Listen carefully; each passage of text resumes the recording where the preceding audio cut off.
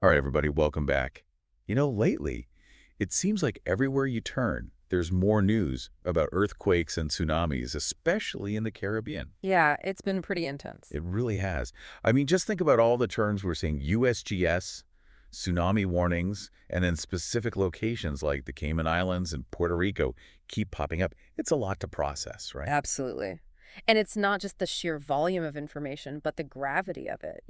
Earthquakes and tsunamis are serious stuff. No kidding. So that's exactly why we're doing this deep dive today. We're going to sift through all the noise, all the headlines, and figure out what's really important, what you need to know. We're cutting through the clutter to get to the heart of the matter. Exactly. And one thing that really struck me while prepping for this is how many people are searching things like earthquake today and tsunami warning today. Yeah, I noticed that too. It really highlights how immediate this feels for people. Like it's happening right now, Yeah. right in their backyard. Definitely unnerving. And adding to that anxiety, we've seen reports of a 7.6, even an 8.0 magnitude earthquake in the Caribbean. So can you help us understand what those numbers actually mean in terms of potential damage? Sure. Let's start with the 7.6. To put it in perspective, that's equivalent to the energy released by detonating thousands of atomic bombs. Thousands. Yeah, it's a Mhm. mind-boggling amount of power. And if you think back to the 2010 Haiti earthquake, that was a 7.0 and it absolutely devastated the country. Right. That's a really stark example. Absolutely. And an 8.0, that's even stronger. We're talking widespread destruction, Mhm. buildings collapsing, roads cracking, landslides, and sadly, a very high potential for loss of life. It's scary to think about. And, I was reading that magnitude isn't the only factor determining the level of destruction, Well, right? absolutely right. The depth of the earthquake plays a huge role. A shallower earthquake, even with a slightly lower magnitude, can cause more damage on the Oh, surface. that makes sense. And of course, location is key. The closer the epicenter is to populated areas, the greater the risk to human life and infrastructure. It's all connected. And speaking of location, we keep seeing places like the Cayman Islands, Puerto Rico, and Honduras mentioned in the news. What makes these locations particularly vulnerable to earthquakes and tsunamis? Well, the Caribbean region sits right on the boundary of the Caribbean and North American tectonic plates. Ah, the infamous tectonic plate. Exactly. It's like a giant jigsaw puzzle where the pieces are constantly pushing and grinding against each other.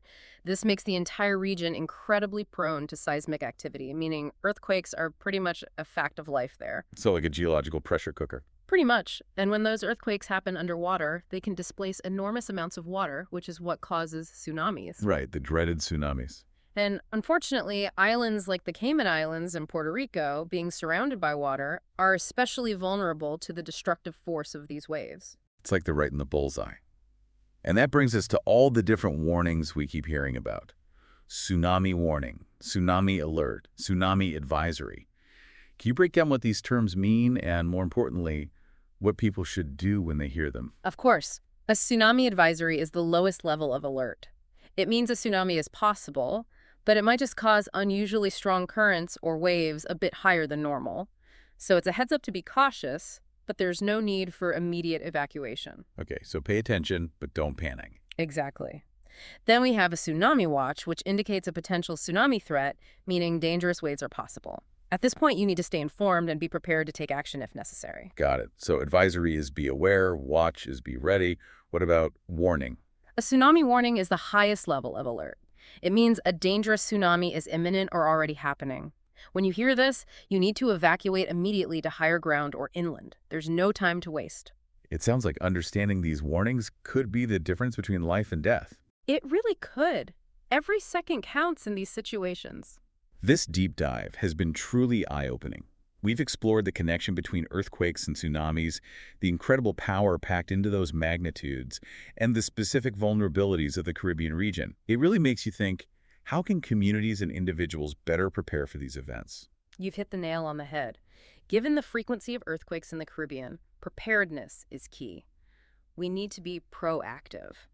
Things like strengthening building codes to withstand seismic activity, improving early warning systems so people have more time to react, and even having a family emergency plan in place at home can make a world of difference. Absolutely. It's not just about understanding the science, it's about taking action, being prepared. And now, armed with this knowledge, hopefully everyone listening can navigate news about earthquakes and tsunamis with more confidence and clarity. That's the goal. Knowledge is power, especially when it comes to natural disasters. Couldn't agree more. And, while we've talked a lot about the immediate threats, the damage, the warnings, I think it's also crucial for everyone to consider the long-term impacts of these events, the recovery process, the economic and social consequences, the psychological effects on communities.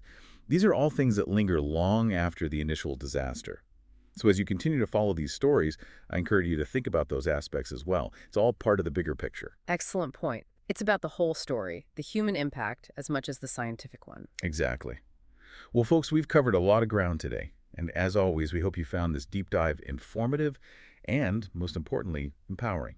Hmm. Until next time, stay safe and stay informed. And be prepared.